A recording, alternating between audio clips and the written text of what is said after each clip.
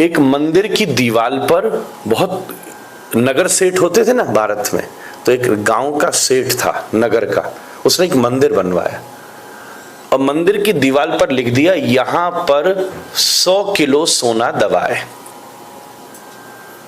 रामायण जी सुनाते, मैं जिसकी बात कहता हूं उसका नाम ले देता हूं आचार्य जी, उसका आशीर्वाद मिलता।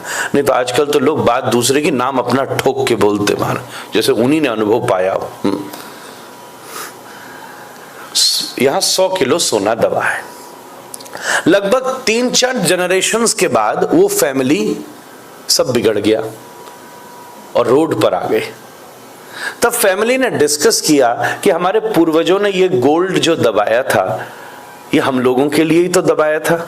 आज हम ट्रबल में हैं, इतना लोन हो गया, खाने पीने की समस्या, बच्चे नहीं पढ़ पा रहे, तो वी शुड डिग इट, निकालो बाहर, इसको खोदो।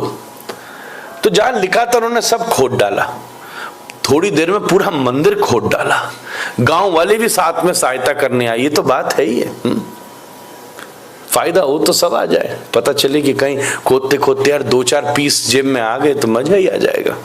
100 किलो कौन गिनने बैठा है। पूरा मंदिर खोद डाला पर उन्हें कहीं सोना नहीं मिला। पूरी बदनामी और हुई गांव में। सबने कहा इसीलिए तो ये बर्बाद हुए, इनके पूर्वज भी झूठे, कोई दवाई दुबई नहीं, ऐसे लिख दिया इसलिए आज सड़क पर आए हैं। भगवत कृपा से जो उनके पूर्वजों का पुण्य था वो पुण्य ही एक संत का रूप लेकर उस गांव में चला आया। सोचा संत से पूछें, परिवार शरणागत हुआ महात्मा के। महात्मा बोला भैया मैं क्या बताऊं, तुमने तो सब तोड़ दिया, पहले ही पूछते। अब तो तब बताऊं जब जैसा था वैसा बनाओ। तो बोले हम पे तो पैसा नहीं होता तो हम क्यों तोड़ते। बोले देखो मंदिर तो पूरे गांव का ही था ना, गांव सब मिलके बनाए, जैसे सब मिलके तोड़ा है। हम दिवाली के समय आएंगे फिर से यहां, तब बताएंगे। 6 महीना बाकी थे। गांव वालों ने डोनेशन इकट्ठा किया, चंदा इकट्ठा किया और करके, वैसे भी कलयुग में जो धर्म के 4 चरण हैं उसमें दान का ही चरण थोड़ा बाकी है, इसलिए थोड़ा बहुत वो हो भी सकता है। सबने इकट्ठा करके मंदिर को फिर से बना दिया। कुछ दिन निकले, सबने सोचा मंदिर बन गया, बाबा जी तो आने वाला नहीं है, केवल मंदिर बनवाना ही था। पर देखा संत आ गया तो सबको हौसला जगा कि शायद कुछ सच्चाई मालूम पड़ती है। जब पूरा मंदिर बना तो महात्मा पहुंचा उस दीवार पर तो देखा यहां 100 किलो सोना दबा। बड़े बड़े स्टोन्स थे ना, तो असेंबल करके मंदिर बन जाता था। आजकल वाला हिसाब नहीं था ईटा पत्थर का, तोड़ दिया तो दोबारा बनेगा नहीं।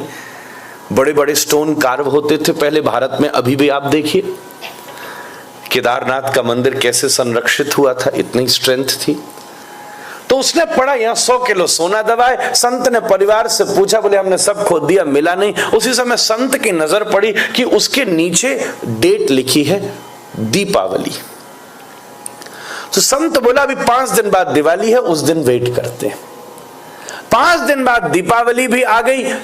अब फिर सब इकट्ठे हो गया गांव, क्या होने वाला है। सब लोग मंदिर के आसपास थे, वो महात्मा भी घूमता रहा, क्या करें क्या करें। उसी समय संत की नजर पड़ी कि वहीं डेट के आगे एक चीज लिख रही थी, ठीक 12 बजे मुहूर्त हुआ।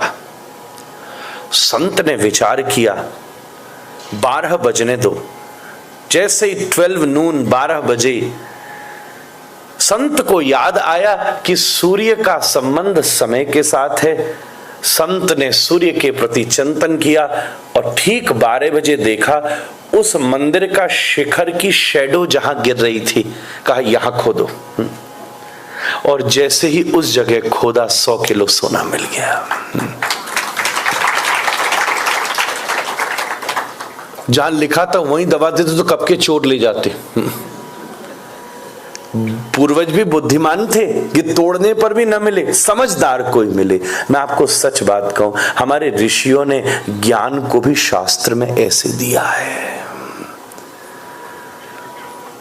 इसको डिकोड करना पड़ेगा, किसी जानकार से पूछना पड़ेगा। महान जनो ये निगतस्स पंथा, नहीं तो तुम सीधे ही खोदने बैठ जाओगे तो मिलेगा क्या।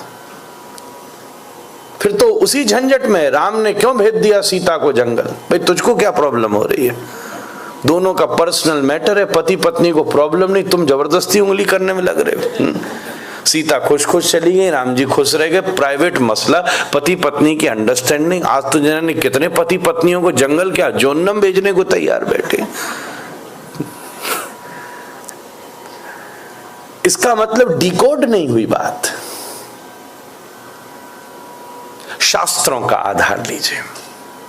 मैं बार बार लौटा के आपसे कह रहा हूं, महाभारत हमको रहना सिखाती है, रामायण हमको जीना सिखाती है। रामायण सीख लो तो आपको ह्यूमन लाइफ का एक रोड मैप मिल जाएगा। क्योंकि एक बात ध्यान दीजिएगा, पूरी रामायण अनप्लैन्ड चेंजेस पर आदमी को क्या रिएक्ट करना चाहिए इसकी टीचिंग देती है। I think that's there is no other better definition than this. जो भी प्लान था उससे अगेंस्ट हो रहा है हरि। दशरथ को कहा एक बेटा नहीं था, कहा 4 हो गए। आजकल के लोगों के लिए तो यह भी झंझट हो सकता है। महाराज यू क्या है, बजट कम है, अर्निंग कम है, सोचा था भगवान एक बच्चा दे, 4 दे दिए, और मार झंझट, किसको कौन पाले। एक से ही हमारी आंतें दुख गई हैं। कहां बड़े हुए तो बाबा जी ले गया था यज्ञ की रक्षा के लिए, करा दी शादी। पता कोई ऐसी बारात देखी है जिसका खुद का वेलकम दूल्हे ने किया। महाराज दशरथ थोड़ी ना राम जी को लिखेगा, राम जी ने तो वेलकम किया अपने पिताजी का, आइए प्रभु हम पहले ही धनुष तोड़ ताड़ के बैठे हैं। कहा एक की शादी को गए थे, 4 की फिक्स हो गई, वो भी प्लान नहीं था। कहा वापस लौट के आए, सोचिए प्रिंस बनाए, तो कैकेयी जी बोली जंगल भेजो। तो जंगल में एडजस्ट हुए कि अब ऐसे ही लाइफ जिएंगे, तो रावण ले गया। फिर उससे लड़े, दोस्त यारी बनाई, वहां से वापस लौट करके आए, तो सोचा पैलेस में मजा लेंगे, तो वाल्मीकि आश्रम में गए। Everything is unplanned. और यहां हमारी ऊबर अगर रीशेड्यूल हो जाए तो स्ट्रेस में चला जाता आदमी। 10 गाली देता है, कमाल हो गया, दुनिया जान के झंझट है। पूरी राम की कथा अनप्लैन्ड सिचुएशंस पर किए गए श्रेष्ठ रिएक्शन का प्रमाण देती है। आप भी अपनी जीवन में बहुत कुछ प्लान करते हो, पर कभी प्लान के अनुसार सब कुछ होता है क्या? पर बिना प्लान के होते हुए भी आप कैसे एक्सेप्ट करके प्रोग्रेस कर सकते हो, यही तो पूरे राम की कथा का सार है हमारा।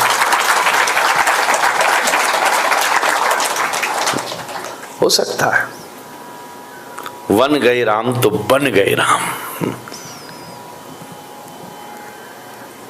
जीना सिखाती है राम की कथा, कुछ करना सिखाती है गीता का उपदेश। अकर्मण्य हो गया था अर्जुन, मैं नहीं लड़ूंगा,